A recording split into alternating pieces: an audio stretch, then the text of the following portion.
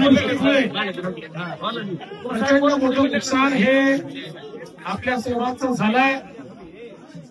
नदीचं पात्र हे देखील जवळपास बदलून गावातला काही भाग तर पूर्णपणे नदीखाली गेलेला आपल्याला पाहायला मिळतोय।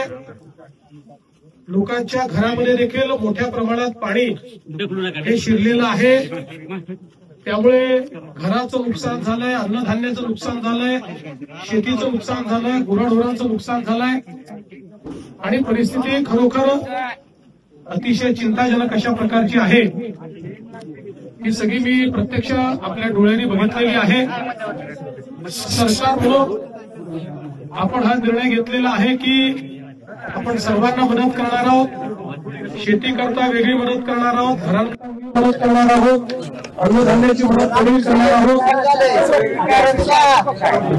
शाळेचे नुकसान भरून काढून जे काही इन्फ्रास्ट्रक्चर आहे ते सगळं, रस्ते असतील, शाळा असेल, या सगळ्याकरता मदत आपण करणार आहोत। काल तातडीची मदत म्हणून आपण 2000 कोटी रुपये रिलीज देखील केले आहे।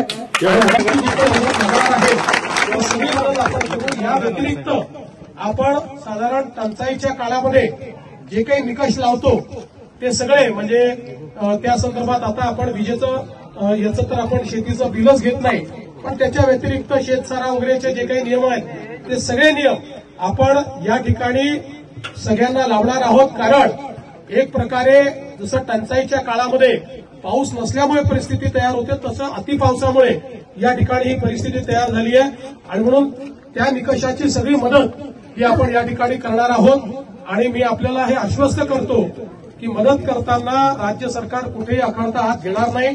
जी जास्तीत जास्त मदत आम्हाला करता येईल ती आम्ही करणार आहोत। आणि गावातल्या बाकीही जी नुकसानी आहेत, कुठे रस्त्यांचं झालेलं आहे, कुठे शेत रस्त्यांचं झालेलं आहे, कुठे विजेचं झालं आहे, कुठे घरांचं तर सांगितलंच आहे, कुठे शाळेचं झालंय, या सगळ्याला राज्य सरकारच्या वतीनं मदत मिळेल। आपल्या सगळ्यांवर हे संकट आहे, पण या संकटात आपण सगळ्यांनी धीर ठेवावा, एकमेकाला धीर द्यावा। राज्य सरकारही आपल्या पाठीशी उभं राहील, मी एवढंच आपल्याला सांगतो।